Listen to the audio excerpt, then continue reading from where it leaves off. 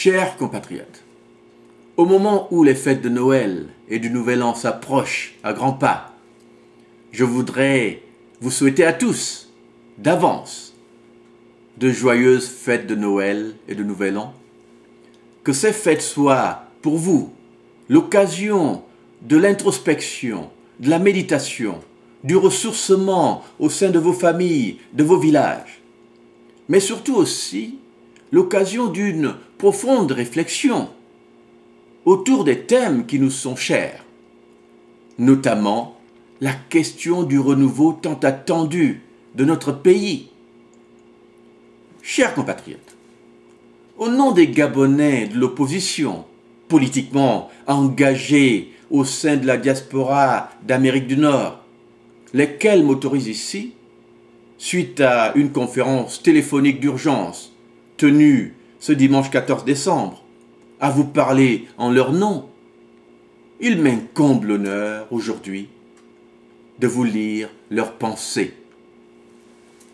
Chers compatriotes, le Gabon, notre pays, est dirigé par le système Bongo PDG, un système au service du bongoïsme le plus criminel, depuis près de 50 ans, un demi-siècle.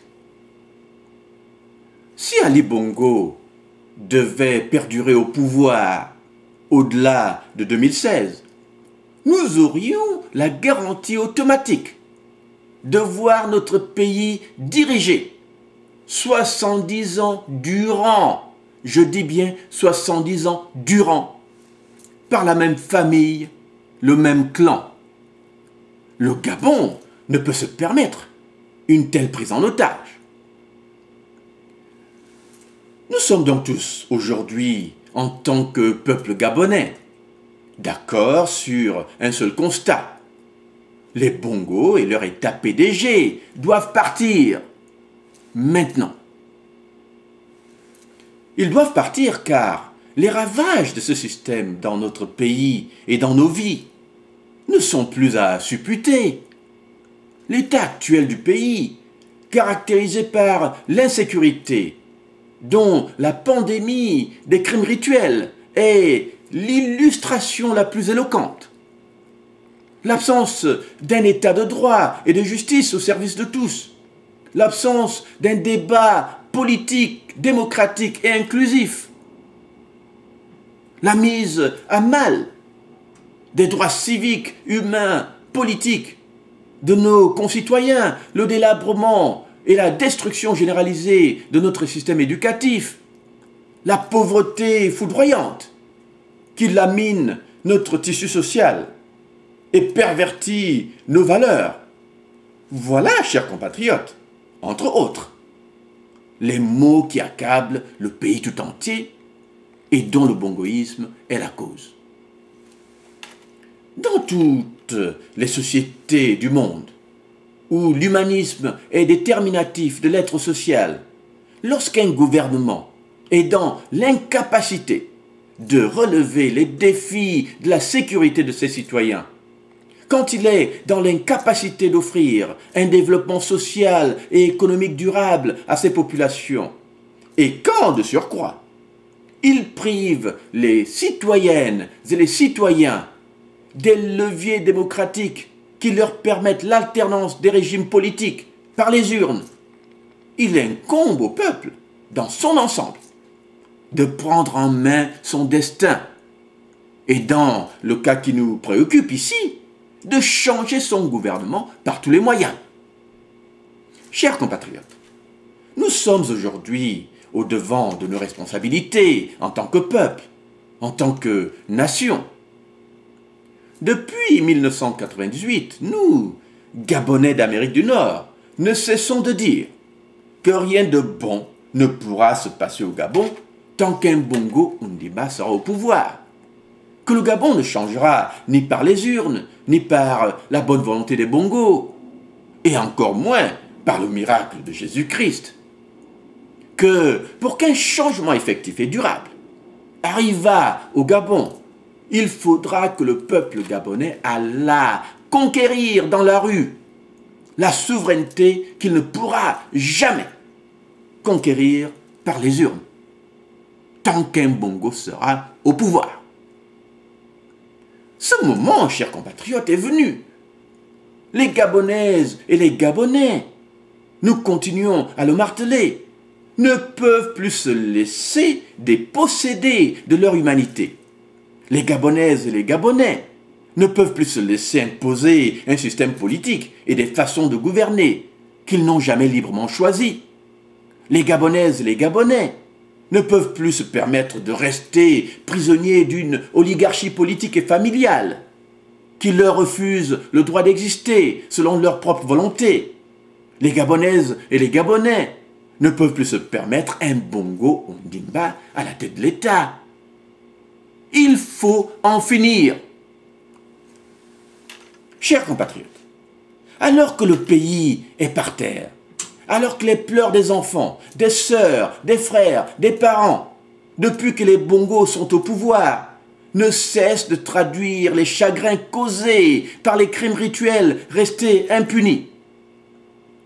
Alors que, dans tous les secteurs de la société, les travailleurs sont dans des mouvements de revendication à n'en plus finir pour réclamer un salaire digne de ce nom et les conditions de vie, de travail et de dignité humaine qui leur sont dues dans un pays aux vastes richesses. Alors que les élèves et les étudiants sont jetés dans la rue, faute d'infrastructures appropriées pour les accueillir adéquatement, et subissent les matraques et les gaz lacrymogènes à chaque fois qu'ils osent réclamer la dignité de leurs études. Alors que les Gabonaises et les Gabonais, au pays comme à l'étranger, appellent de toutes leurs forces, et plus que jamais, au départ immédiat d'Ali Bongo du pouvoir, donc à une rupture immédiate d'avec le bongoïsme, et alors même que la banqueroute générale du bongoïsme ne fait plus aucun doute dans l'esprit des Gabonais. Une banqueroute aujourd'hui augmentée par le flou sur les origines d'un dictateur, dont le pouvoir est désormais frappé non seulement du sceau de l'illégitimité, mais aussi de celui de l'usurpation. Les leaders de la diaspora politiquement engagés d'Amérique du Nord déclarent, ici et maintenant, leur solidarité avec toutes les portions du peuple gabonais qui s'activent au Gabon, comme au sein de la diaspora, à rechercher non seulement le départ immédiat du clan des Bongos du pouvoir, mais aussi la rupture immédiate d'avec l'État bongoïste. À ce titre, les leaders de la diaspora politiquement engagés que nous sommes, c'est-à-dire ceux-là même qui se réclament de la sensibilité politique, qui refusent désormais tout dialogue avec le régime des Bongos et qui n'acceptent d'autre issue que la rupture totale, se déclarent solidaires de tous les mouvements de contestation actuellement en cours au Gabon, qu'il s'agisse des mouvements sociaux initiés par les étudiants et les écoliers, les syndicats et la société civile, ou de ceux politiques initiés par l'opposition gabonaise dans son ensemble, et dans toute sa diversité. Notre appel est donc celui d'un large mouvement en vue de la libération immédiate du Gabon. Il s'inscrit, cet appel, au-delà des camps politiques, des ethnies, des tribus. Il interpelle toutes les populations et toutes les régions du Gabon. Il vise à inspirer toutes celles et tous ceux qui aspirent à un état de droit, libre et juste, sans tribalisme. La solidarité que nous formulons ici avec tous nos compatriotes pour la libération politique du Gabon est, à cet égard, une invitation à une expérience de démocratie directe qui jettera les bases d'une nouvelle société de liberté politique, respectueuse de la diversité et des droits démocratiques de chacun. Aussi, nous, Gabonaises et Gabonais d'Amérique du Nord, en appelons-nous à toutes les Gabonaises, à tous les Gabonais, vivant dans les campements, dans les villages, dans les villes, les cités, ceux qui végètent dans la misère et dans la pauvreté, à rejoindre ceux qui sont déjà dans les rues où ils seront demain, dans les mois qui viennent, devant les ministères, devant les écoles délabrées, devant nos hôpitaux démunis, devant les édifices symboles de notre souveraineté nationale, au fin de mettre fin au régime des Bongo Ndimba et de leur État PDG.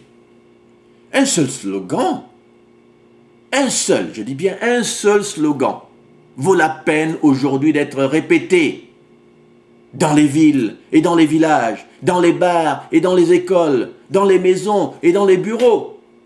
Bongo doit partir maintenant et par tous les moyens. Il est temps, chers compatriotes, que nous donnions à notre pays un avenir politique dans lequel nous pourrons démocratiquement choisir un gouvernement et les façons de nous gouverner qui conviendront à toutes et à tous. Vive le Gabon, vive la République. Je vous remercie.